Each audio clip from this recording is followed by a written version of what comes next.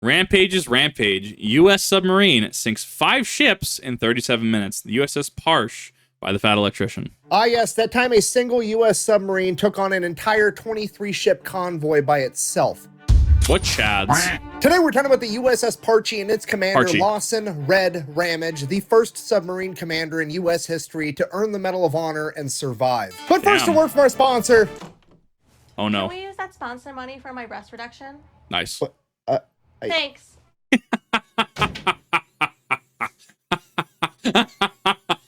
There's no ad this week. Moving on. Ramage was born...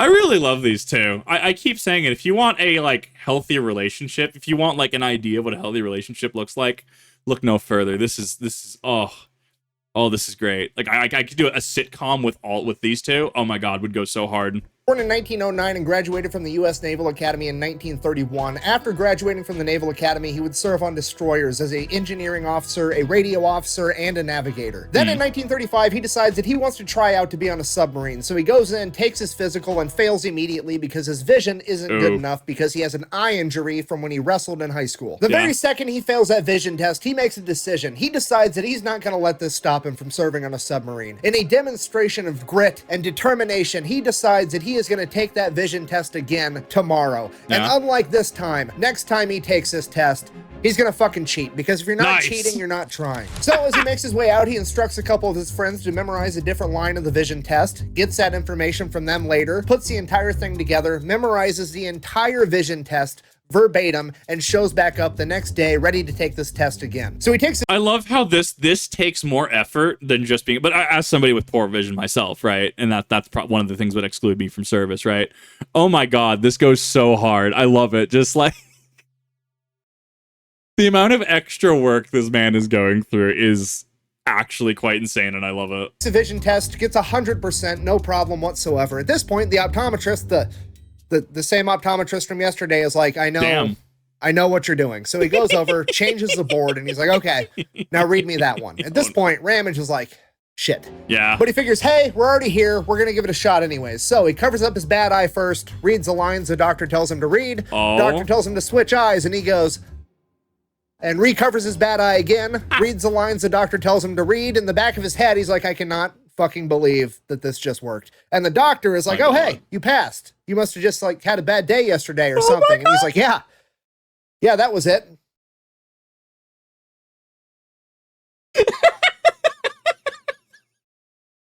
Oh, I love that man. Oh my God, that's what rolling a nat 20 looks like. Anyways, now he's going to submarine warfare school. So he goes off, gets trained in submarine warfare, does great, ends up getting assigned to his first submarine, the USS S-29. He works there for about 8 months. Then he gets rotated over to Pearl Harbor, where he is the sound and communications officer, working directly under the commander of the entire Pacific submarine fleet. And that is where he is on December 7th, 1941, when Pearl Harbor is attacked, aka the Japanese commit the biggest cardinal sin on the planet, fucking with America's boats. Don't you dare! If you put one fin on that boat, don't touch the boat. Nemo! Touch the butt. My God. Yeah.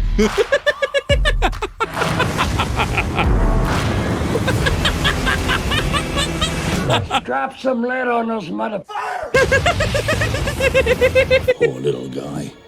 He's dead. Shark bait! So obviously all of America is extremely pissed off, but Ramage is exceptionally pissed because he was actually there at Pearl Harbor when it happened. And here's the catch with that. Right after Pearl Harbor, over half the American surface fleet was temporarily out of commission due to all the damage, meaning that the only answer that America had at this point in time was the submarine fleet. To which Ramage is like, put me on a sub, I want to go get some revenge. So that's exactly what happens. He gets assigned to the USS Grenadier as a navigation officer. They go out and sink 2 Japanese ships right off the bat, and Ramage is awarded a Silver Star for his contribution. So right off the bat, Ramage is obviously doing pretty good. At this point, they decide they're going to give him his own submarine. He becomes the commander of the USS Trout. Okay, now here's the thing with being a commander of a submarine during World War II. You were only allowed to go out with the same submarine and the same crew as its commander for a total of 4 war patrols, because the leadership believed that after 4 war patrols, a commander would either become too reckless or too conservative, and they had to rotate him out. So Ramage goes through his first 3 war patrols, and they they are just not going the way that he had hoped. It's not the heroic revenge that he was really looking for. After 3 war patrols, he only manages to sink 3 Japanese ships. And just to be clear, that's not for lack of trying. He goes out and finds a ton of Japanese ships and shoots an abundance of torpedoes at all of them,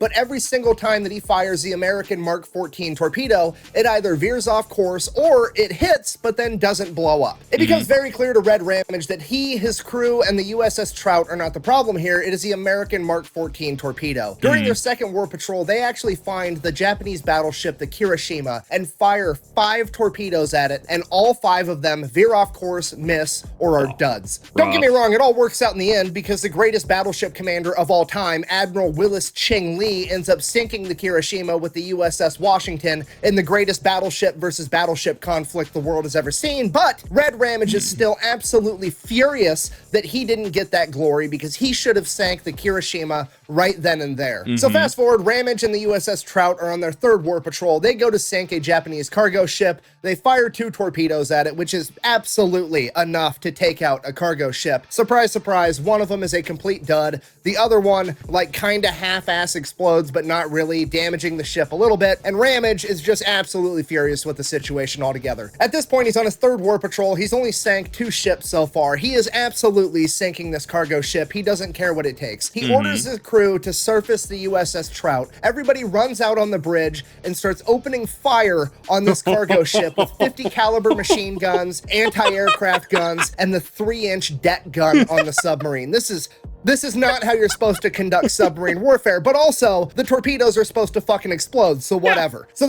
I'm imagining, right, on the receiving end of this, did they just get out of their submarine? It would appear so. Can they do that? I guess. Is that legal? Probably not, but it didn't work out the first time, am I right? they roll up on this cargo ship on the surface, firing at it the entire time, get within like 500 yards of it, and then shoot 2 more torpedoes at it, blowing it up and sinking it immediately. This is basically the naval equivalent of an execution. Then he finishes out the 3rd war patrol, goes back to Pearl Harbor, in person, goes to his chain of command, and is like, look, these torpedoes are garbage. They do not work. We have to do something about this. And his chain of command tells him to his face, the torpedoes work. You just don't know how to aim. This is your fault, not ours. To which point Ramage basically just throws his arms up in the air because there's literally nothing he can do other than just do his job and keep failing because his chain of command refuses to listen to him. So that's what he does. Is this furthermore the joke of military grade? There's people in this chat and comment section that are going to groan as soon as they hear military grade. Oh, but this product is a military. We use military grade steel. We use military grade. Every service member, because they know what that means. Oh, I haven't experienced GI military grade stuff, I assure you, but I've heard the mass amounts of dissatisfaction with GI and military grade stuff. Like, oh, I feel like that could be a whole Fat Files video, actually. Like, imagine Fat Electrician ranting for like 12 to 20 minutes on military grade products. I feel like this would do very well. As he goes out on his 4th war patrol. On his 4th war patrol, he shoots 15 torpedoes. All 15 of them are misses and duds. And the worst part is, remember I said earlier, you only get 4 war patrols as a commander before you're labeled as too conservative or too reckless. Well, because on his 4th war patrol, Ramage didn't manage to sink any Japanese ships, he is labeled as too conservative, despite the fact that he shot almost every torpedo he had, and they were all just duds. I mean, Ramage literally just did a drive-by execution with a submarine on his last war patrol, yet somehow they're gonna call him too conservative, which serves to infuriate him even more because he takes it like they're basically calling him a coward. But hey, I mean, I wonder how that in I guess military, I don't know if they still do it nowadays. I don't know how submarine warfare works or how submarine works. I had a buddy who was on a sub for a while, but he's no longer on a sub. Maybe I should ask him. But like, I get where they're going with the 4 tours. Like, you have 4 tours. At that point, you're either going to be too aggressive or too conservative. Went over this with the other video, the ship that sank a train, right? That one, right? God, that was funny. No, sub sank a train, excuse me. And I wonder how that is looked upon, or if there's a modern iteration of that. And if so, if there's a modern iteration of it, how do service members look upon that policy? Or alternatively, if it is an older policy only, 1, how is it overturned? 2, what is it now? 3, as a modern service member, what is your opinion on that policy from a professional and personal standpoint?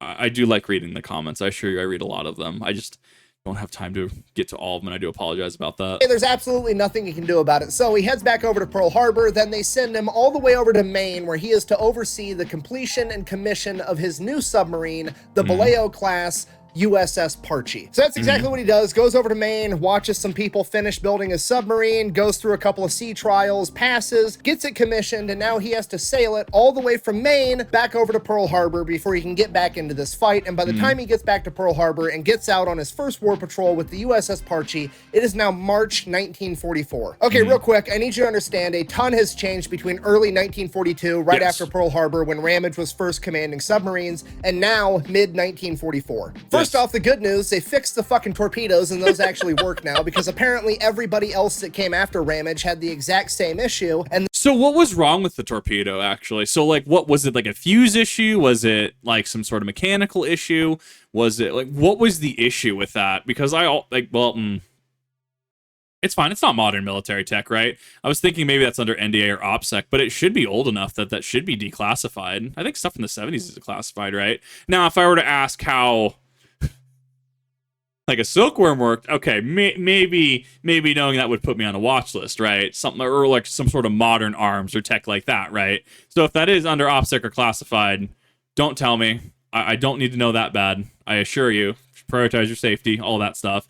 But in the event that it is declassified and you do know what was wrong with those missiles, I'd be very, very curious to know what the fault was. Just from a broad overview, right? Like, hey, it was like electrical issue, it was a motor issue, it was XYZ issue. And the naval committees tried to fight it off, saying that everybody had bad aim, and eventually, due to overwhelming evidence, they were forced to accept the fact that these torpedoes actually sucked, and this is now a pretty much universally and historically accepted fact. So, yeah, Ramage was right all along about the whole torpedo thing. Now, the bad news, kind of. After the torpedoes started being way more effective, the Japanese started doing what America was doing over at the Atlantic when they were getting attacked by the German U-boats. They started having convoys of all their cargo ships that were being defended by an escort of naval ships that would fight off the submarines. And now Japan is doing that. So America copied what Germany did, and they are now sending out submarines as groups in wolf packs to hunt down these convoys together. Now, that's not necessarily a bad thing, but the majority of submarine commanders are not happy about it because they liked the idea of going out there alone, being in complete control of the situation, and having command over everything and everyone around them. And now they have 2 other submarines that they have to worry about, and each wolf pack has its own commander over the entire operation, as well as each submarine having its own commander. And the wolf pack commander is on somebody else's submarine, so one of the 3 subs in the Wolfpack is going to have this weird power dynamic where there's like the overall mission boss there, but that guy's not in control of the sub, but he kind of is because he's in control of the whole operation. Right. And it just makes the whole situation awkward. So Red and his new ship, the USS Parche, go out on patrol, and they're with the USS Bang and the USS Tenosa, and things are already looking up. In their first patrol, the Wolfpack sinks 5 ships, and the Parche is credited with 2 of them. The second war patrol, however, shit's going to get a little bit out of hand because Red, Ramage, and the USS Parche draw the short straw, and they have to have the Wolfpack commander on their submarine, creating an awkward power dynamic between Lawson, Red, Ramage, the commander of the USS Parche, and the commander of the Wolfpack, Lou Parks. And they pretty much immediately get off on the wrong foot because Lou Parks shows up and is like, hey, let's call our Wolfpack Parks' pirates because I'm Lou Parks, I'm in charge, and you guys can be my pirates. It'll be great. To which Ramage is like, I'm not playing second fiddle to anybody. Hear me out. What if we call our Wolfpack the Headhunters because I'm a redhead and the other 2 submarines are the USS Hammerhead and the USS Steelhead, and Headhunters sounds way cooler than pirates. It sounds way cooler. It also encompasses like everybody versus just the head dude's, operational name, right? But I could also be wrong. I'm not military. I can't really speak on the power dynamics here and, really how that works. But I mean, I could absolutely see how this second is far more reasonable. So they're already not getting along, but regardless, they get underway, they get the second war patrol kicked off, and they're going to go take the fight to the enemy. So July 30th, 1944, like 8 o'clock at night, the USS Parche gets a radio transmission from the USS Steelhead. Hey, I found an enormous convoy of Japanese ships. We should attack them. To which Ramage is like, absolutely. I've been looking to get into a good firefight for a while now. Let's go. And he takes off full steam ahead straight towards that convoy. So originally the USS Parche was like 30 miles away. They've been traveling at full speed for hours, like 3 hours now. They still haven't seen a single thing. Ramage wants to radio back over to the USS Steelhead, who's supposed to be tracking the convoy, and be like, hey, did they change course? What's going on? We should have intercepted them by now. Lou Parks, on the other hand, is like, no, that's not the protocol. We need to maintain radio silence and just keep going potentially the wrong way until somebody else gets a hold of us. So Ramage and Lou are button. I guess how would that work? Because it's not just like relative to submarine warfare, right? If you have say you're on patrol, right? Or you're with a couple other groups. I don't know if it would use platoon or squadron, right? I think platoon probably the correct word, right? And you have some sort of context, some sort of, target, if you will, and it's X amount of distance away, right? And let's just hypothetically say you're on foot, right? And you on foot are supposed to have crossed that threshold, potentially going past that threshold. What is protocol there? I'm assuming, I think from a logical civilian standpoint, I'm looking at this and being like, okay, don't you have to reassess at that point?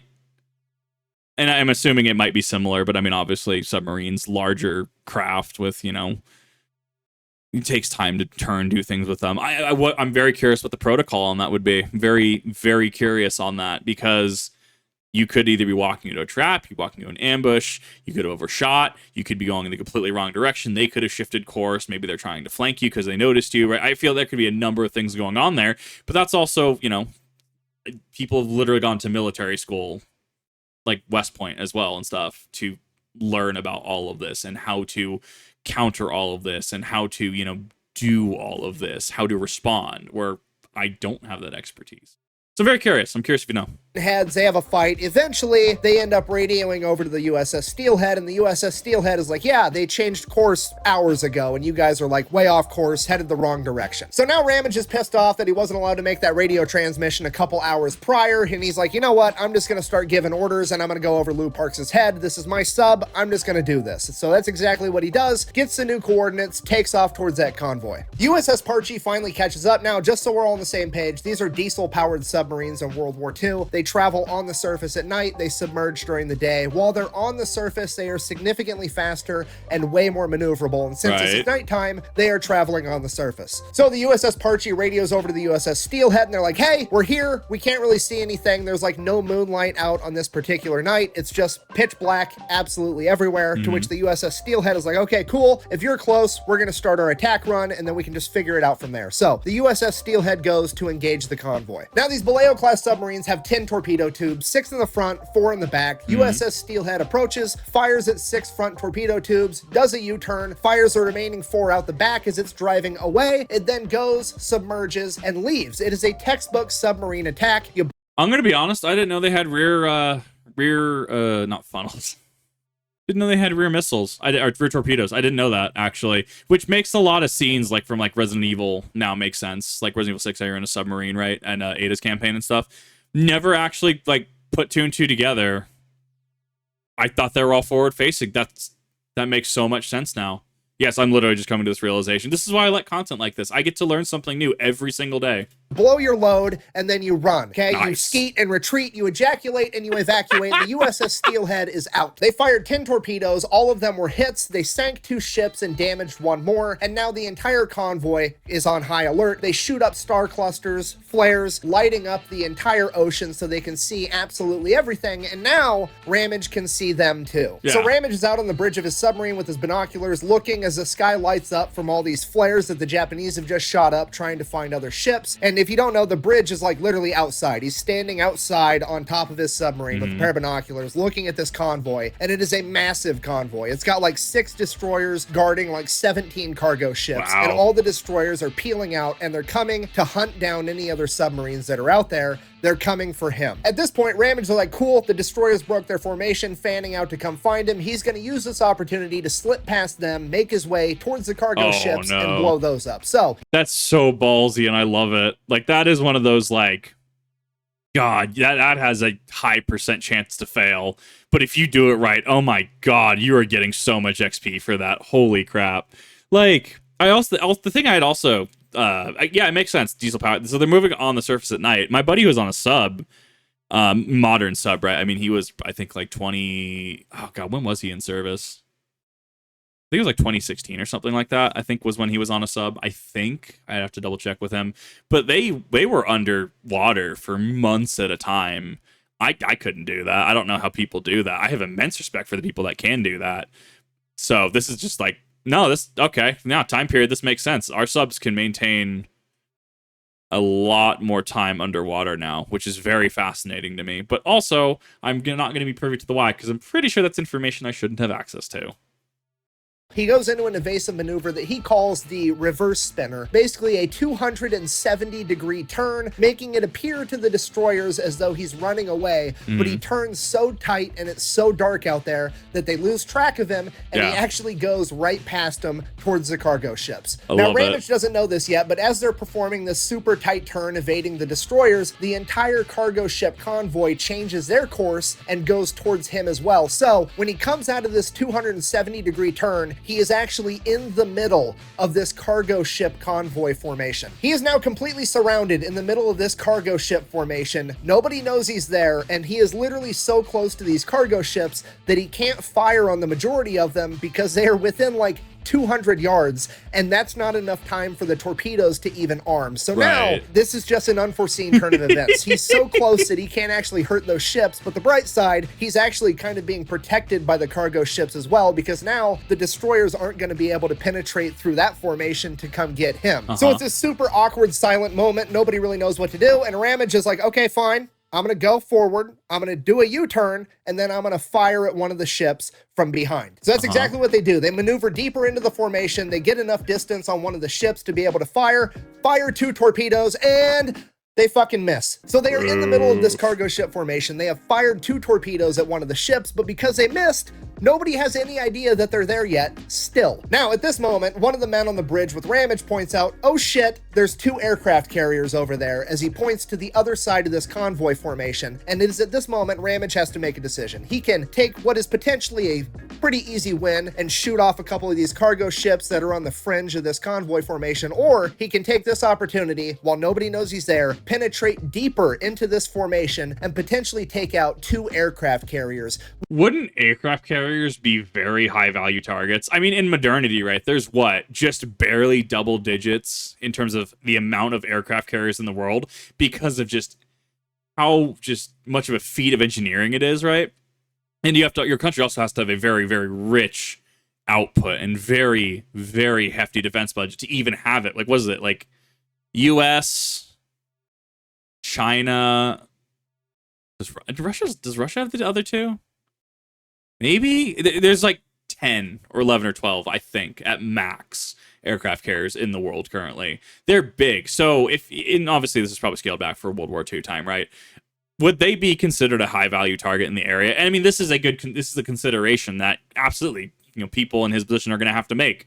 I could take the easy W, disrupt their supply chain, get some cargo ships, or I could take even more of a risk and potentially take out these high value targets. That is a decision. That is a decision of all time. Which is like the #1 priority ship to take out during World War II. He decides he's going to go for it. He maneuvers a submarine further and further into this convoy formation, and as he gets closer to these aircraft carriers, he figures out they're not actually aircraft carriers, they're oil tankers, but that is still a major objective to take out. At this point, Frank Alcorn, the torpedo officer in the conning tower, is like, hey, I've been keeping track of that first ship that we missed. We're perfectly lined up on the stern side to take a shot at it with another torpedo. Do you want to do it? Ramage is like, absolutely, take the shot. they fire a single torpedo and score their first hit of the night. Then he turns his attention back to the tanker. They fire the 4 remaining torpedoes from the front at this tanker. All 4 hit and sink the tanker immediately. Wow. At this point, all hell breaks loose as the Japanese realize that there is a submarine inside of their formation as the cargo ships begin veering off, trying to make room for the destroyers and the destroyer escorts to penetrate the formation to be able to take out the USS Parche. And you have to remember, Ramage only has 3 torpedoes left and they are all on his stern side, so he orders a tight U-turn as they get the ass end of the submarine lined up with that second tanker, which unbeknownst to them at the time is actually the Oguru Maru, the flagship for the entire convoy, with the convoy commander on board. They get it lined up and fire their 3 remaining torpedoes. They have 1 miss and 2 hits, bringing that flagship to a limp, almost a complete stop, critically damaging it. And that's it. That's the end of it, right? I mean, the torpedo tubes are empty. The only thing left to do is submerge and make a clean getaway. Are they gonna ram them? But apparently not today. Oh my god. Are they? Is he actually gonna ram them? What is he gonna do? This is wild. I absolutely love learning about military history because some of the wildest stuff happens. As the USS Parche comes under heavy machine gun fire from the escorts and the destroyers trying to defend the convoy, Commander Ramage decides that he's going to do some gangster shit. He orders everybody off the bridge, including his boss, Lou Parks. Just complete dad energy of go wait in the car, I'll handle this. As everybody on the bridge makes their way back down into the submarine, Ramage points out the quartermaster, you're staying with me. I need somebody to be my witness. Basically just stand in the corner and yell World Star while I do this. It is now just Commander Ramage and this quartermaster on the bridge taking machine gun fire as Ramage orders his crew to refill the torpedo tubes, which I cannot stress to you enough is absolutely unprecedented. Literally no one has ever tried this in combat in US Navy history at this point in time. And a lot of you are probably like, well, what's the big deal with reloading a torpedo tube in the middle of combat? I mean, people reload guns in the middle of combat all the time. Yeah, But aren't torpedoes heavy? Like, there's much more to loading a torpedo than there is to ejecting, like, I almost said a Magpul. I don't know. The U.S. government doesn't use Magpul, do they? They have to have their own, like, proprietary GI mags, right? Right? I'm assuming with that defense budget, you guys would have better magazines. Hopefully. Potentially, maybe? But, like, it's different than, dropping a mag and reloading it versus you're in the middle of an active naval situation. You are out.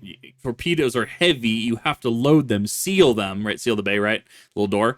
And meanwhile, you're not taking damage. You're still in the middle of a firefight. Like, no, that's fair to make, actually. That is a fair analysis. Reload guns. This is not the same thing, okay? These torpedoes are 20 feet long and weigh 3,000 fucking pounds, okay? Right. This is like 10 grown men about to give themselves hernias while they're using winches and hoists and all kinds of machinery and shit to load these gigantic explosive metal dicks into a tube to shoot at the enemy. This is not something that you want to be doing on the surface of the ocean, period, getting knocked around by the waves, but you especially don't want to be doing it in the middle of combat while you're getting shot at on the surface. And now the crew is also trying to reload these enormous torpedoes while they're performing evasive maneuvers, but somehow they managed to get 2 torpedoes up in a matter of like 4 minutes, which I cannot stress to you enough is absolutely incredible. Ramage then immediately lines up the front of the USS Parche with the first ship he sees, fires both torpedoes, 2 hits, sends it to the bottom of the ocean. Then Ramage does a tight U-turn and doubles back towards the flagship, which is now basically dead in the water, waiting for his men to reload more torpedoes. As he gets closer and closer, the torpedoes still aren't up yet, and that's when he gets an idea. He pulls the submarine right up to the ass end of the Oguru Maru, basically hiding behind it from all the other gunfire because these ships don't want to fire on their own flagship. You could literally reach out from the USS Parche and touch this ship is how close they were. He got it so close that the guns on the Oguru Maru couldn't actually shoot at it, and he's just sitting there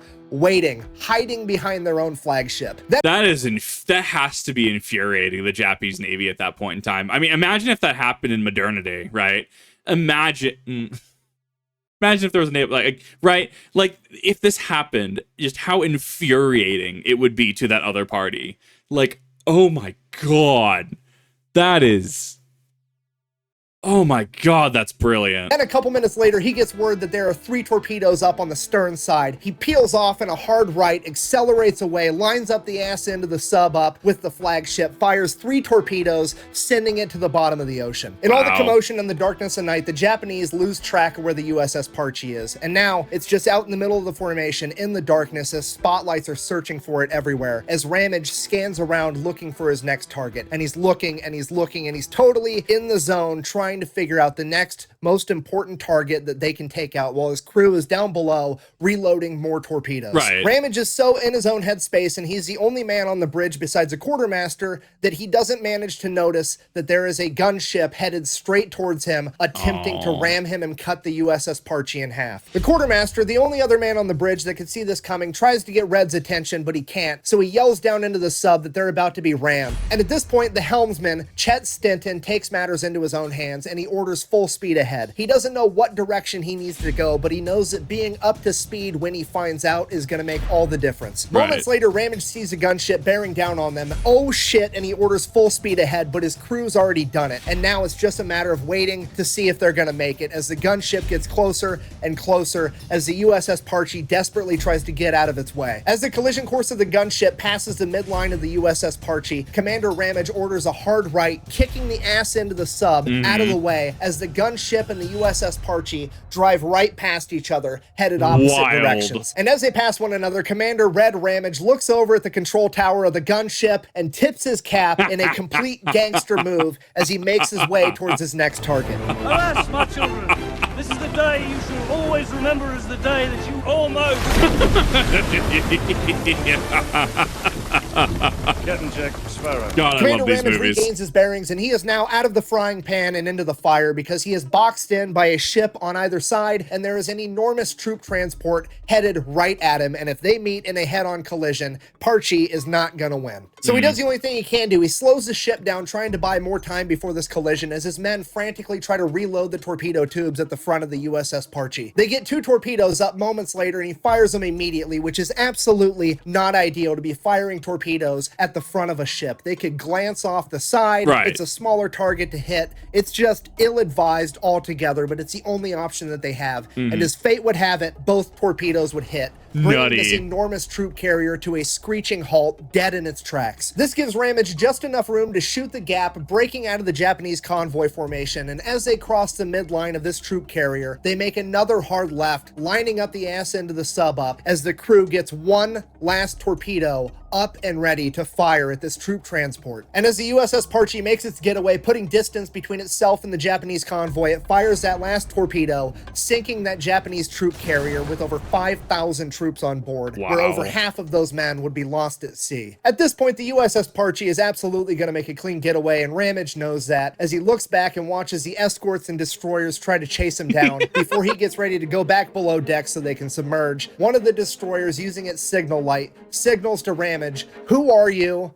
What's your name?" To which I presume the quartermaster is like, "Why do they want to know your name?" And Ramage is like, "Because their officers are going to have a lot of paperwork to do." As they go back below deck, the USS Parche submerges. They make their clean getaway after 34 minutes of combat, where the USS Parche fired a record-breaking 19 torpedoes and sustained virtually 0 damage in return. So Red Ramage, the crew, and the USS Parche all make their way back to Pearl Harbor to prematurely end their second war patrol, which they kind of had to do considering they just shot virtually all of their torpedoes. And by the time they make it back to Pearl Harbor, the entire Navy has heard this story, and they're starting to call it Ramage's Rampage, and they are actually greeted at the dock by the Rear Admiral in command of the entire Pacific Submarine Force, Rear Admiral Charles Lockwood. And he credits the USS Parche with sinking 5 enemy ships for a total of 34,000 tons. Now, to be perfectly intellectually honest, that is what they were originally credited with sinking. Later on, a committee that was comprised 100% of people that weren't fucking there got together, and they decided that they didn't think that he actually sunk that many ships. Now, bear in mind, this is the same type of committee that also said that the Mark 14 torpedo was perfectly fine and everybody else just had bad aim. So this okay, one of these committees. Okay.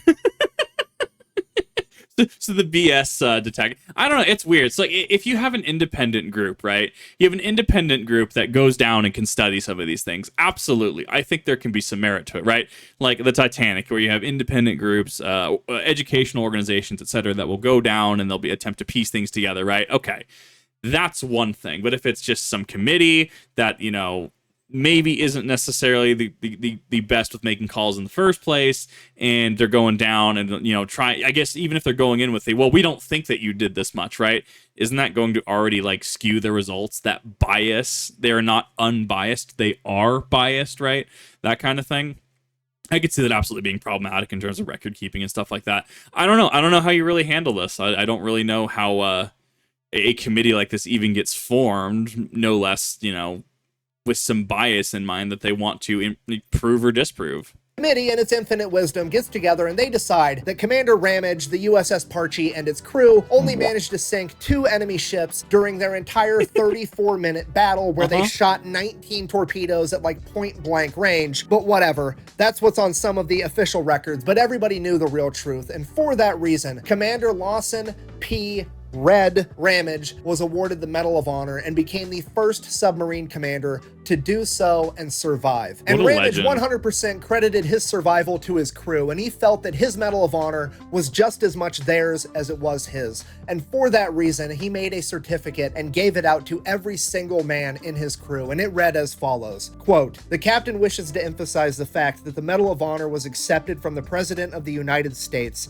as the nation's tribute to a fighting ship and her courageous crew. He feels every officer and man whose loyal cooperation and able assistance contributed to the success of the USS Parche has an equal share in this award, which he holds in trust for you with pride and respect. Sincerely, LP Ramage." In conclusion, this has been the story of Ramage's Rampage, an awe-inspiring tale of both leadership and teamwork, as well as a cautionary tale of the lengths that a single American will go to whenever somebody fucks with America's boats. Yeah. Stop touching the boats. I can give you endless amounts of examples and somebody's still gonna do it, okay? Just don't. No touchy. Don't. No touchy. Don't. Thank you for watching. Best way to support the channel is go buy some merch over at thefatelectrician.com. Quack bang out. This was amazing. I didn't know this was a thing, and I absolutely love this. I mean, in 1941, somebody touched America's boats, and we invented a fucking portable star to get our revenge. I don't even want to know what they have now. What does he have? What caliber is that? I just noticed the fun little toy on his couch. I like the bipod and the scope. That was pretty cool. No, this was awesome. I absolutely love this. I do owe an apology. I accidentally said, I think Rampage is Rampage earlier, and I also said Parche versus Parche. I want to apologize for that, as I now stand corrected. It is the Ramage's Rampage. I do hope that I said at the beginning, and then is the USS Parche. I was thinking it was some weird French pronunciation in there, but thank you for bearing with me on that. Thank you for bearing with me in my mispronunciation, because now I know more. And if you haven't checked out the Fat Electrician, or if you haven't checked out the Fat Files, his second channel, what are you waiting for? Go and check them out. 100%. Like, both channels are amazing, and I absolutely love all the content that he makes. I do put about 4 days, if not a little bit more, in between when I upload my reactions. I want to be as respectful as possible. I want to be as positive as possible, and I want to make sure it has as much algorithmic exposure that it physically can. Yes, I could wait longer. Unfortunately, being in the React content sphere and doing this kind of content, I mean, you see day one, people react to things like this. Hour 1, hour 2. And I'm not about that. I want to have a good, healthy kind of relationship with the people I react to. And always at a moment's notice, if somebody has an issue or wants my, even the creator wants commentary in some capacity. I mean, I'm always an email away, and, or they need a video taken down, I'm an email away. They know that I have an open door policy with them, and I just want to promote the Fat Electrician in what ways I can. He's a super legit dude. Love his content. Have a lot of people that like my reactions to his content. So if you haven't, definitely go check him out, and the Fat Files as well. Excellent video. But what are your thoughts on this? What are your thoughts on the no ad read this time? Was it a little interesting to not have an ad read? What are your thoughts on just the absolute gangster stuff that was done in the submarine? What are your thoughts on the USS Parche? Do you know anything about it that wasn't covered in this?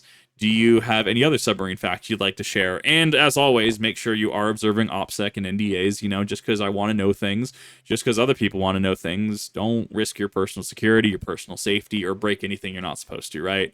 You know, I'm very, very for safety. I get NDAs. I get not being able to talk about certain things. I totally get it. I want to make sure I'm, you know, just extending that courtesy and respect to people. And, yeah, I guess one last thing. Talked in a couple times about my educational experience. I'm not going to do so going forward. It feels like I'm just rattling it off, just to rattle it off at this point. So, yeah, I'm not going to really be talking about educational experiences and gaps that may or may not have been there. While it was at the time, that was, of course, at the time. A little bit of a different situation now. So I'm just going to kind of reel back on that. Really just because it's, you know, oh, darn, I get to learn cool new things every day. I shouldn't lament I didn't learn things. I should lament that I didn't pick up on these things in my own studies, and that Fat Electrician is subsidizing that with his content and teaching me new things every time I watch his videos. So I'll look at it that way, right? But thank you, everybody. I really do appreciate that, and I will make sure to be here and ready for the next one. See you in the next one.